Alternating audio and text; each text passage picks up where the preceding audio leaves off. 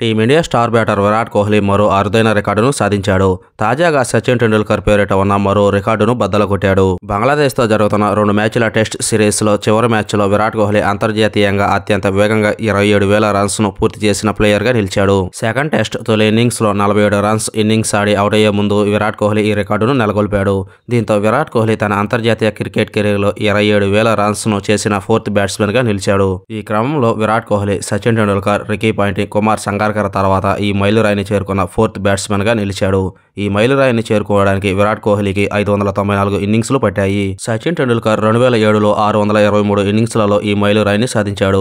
Sri Lanka player సంగాక్కర 2015లో తన 648వ ఇన్నింగ్స్లో ఈ మైలురాయిని సాధించాడు. ఇక ఆస్ట్రేలియా తరపున పాయింటింగ్ తన 650వ ఇన్నింగ్స్లో ఈ మైలురాయిని సాధించాడు. టెస్టుల్లో విరాట్ కోహ్లీ 8,870కి పైగా రన్స్ చేశాడు. 295 వన్డేల్లో 13,906 రన్స్, 125 టీ20లో 4,188 రన్స్ చేశాడు. ఈ సంవత్సరం అమెరికా, వెస్టిండీస్లో ఆడిన టీ20 వరల్డ్ కప్ తర్వాత విరాట్ కోహ్లీ టీ20 ఫార్మాట్కు రిటైర్మెంట్ పలికాడు. సచిన్ టెండూల్కర్ తన 24 సంవత్సరాల కెరీర్లో 200 టెస్టుల్లో 15,921 రన్స్, 463 వన్డేల్లో 18,426 రన్స్, టీ20లో 10,000 రన్స్ చేశాడు. విరాట్ కోహ్లీ 27,000 రన్స్ ఫిగర్ని టచ్ చేసిన కాన్పూర్లో మాత్రం హాఫ్ సెంచరీని అందుకోలేకపోయాడు.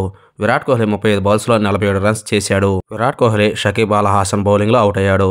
ఈ సంవత్సరం అంతర్జాతీయ క్రికెట్లో విరాట్ కోహ్లీ ఒక హాఫ్ సెంచరీ మాత్రమే చేయగలిగాడు.